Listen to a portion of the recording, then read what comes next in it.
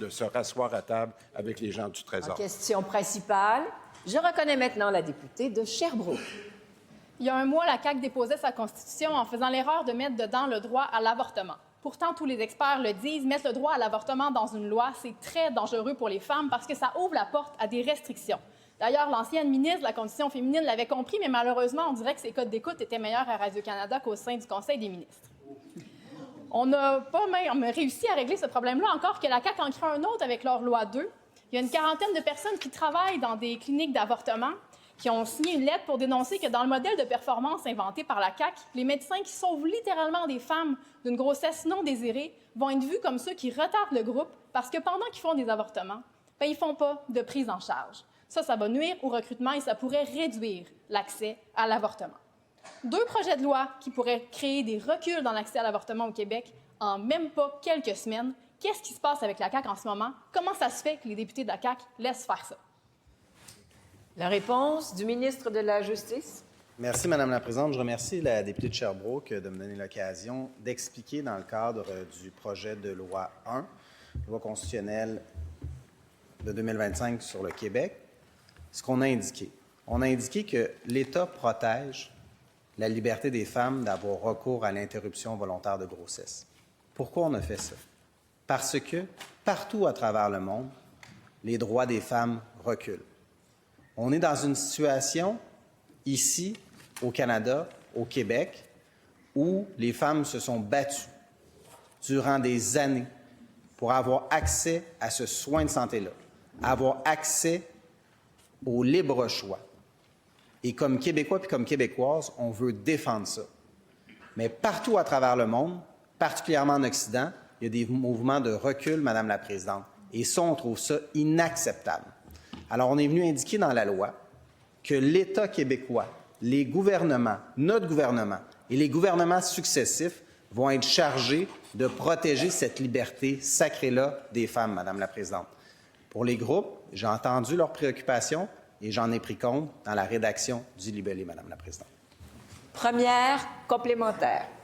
En même pas un mois, la CAQ a déposé 2 projets de loi qui compromettent l'accès à l'avortement. Moi, je ne veux pas que le Québec fasse partie des endroits où ça recule. C'est peut-être parce qu'ils sont maladroits, c'est peut-être parce qu'ils sont insouciants, moi je ne le sais pas. Mais quand les experts en matière d'accès à l'avortement au Québec nous disent que c'est un danger qu'il y a devant nous en ce moment, bien la seule chose à faire, c'est de les écouter et de reculer. Moi, là, je m'adresse à tous les députés de la CAQ qui sont là en ce moment, puis je sais qu'il y en a plein qui sont des alliés pour l'accès à l'avortement. Le ministre lui-même dit qu'il en est un. Mais à ce moment-là, il faut les écouter, les experts, puis on retire ça du projet. Réponse du ministre de la Santé. Madame la Présidente, là, je veux être très, très clair, là. Je sais qu'il y a des gens qui n'aiment pas le projet de loi 2, mais il n'y a absolument rien dans le projet de loi qui vient changer la situation actuelle avec l'avortement volontaire.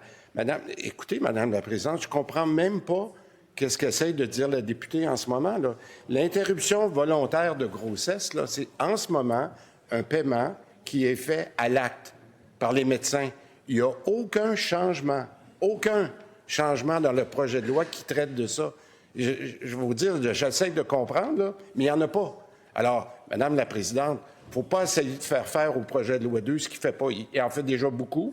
On va se calmer, puis respecter. Deuxième complémentaire.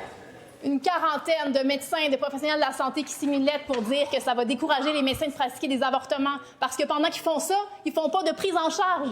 Ils vont être considérés comme ceux qui retardent le groupe. C'est ça qui est écrit dans cette lettre-là. Moi, je suis pas médecin, mais je les écoute, les médecins, puis je les écoute, les spécialistes en avortement au Québec. Ils nous disent de retirer la loi 2, ils nous disent de retirer ça de la loi 1. Laissez les femmes tranquilles, s'il vous plaît. Vous aimez ça, les tests de valeur? C'en est un pour tout le monde ici en ce moment. Écoutez les experts en avortement. La réponse de la ministre de l'Enseignement supérieur. On écoute. C'est un dossier très important que le droit de choisir des femmes l'avortement. Depuis mon engagement politique, j'ai été pleinement engagée sur la question du droit des femmes de choisir et je fais partie d'un gouvernement qui est pro-choix. Et ce gouvernement l'a démontré en titre d'ancienne ministre responsable de la condition féminine.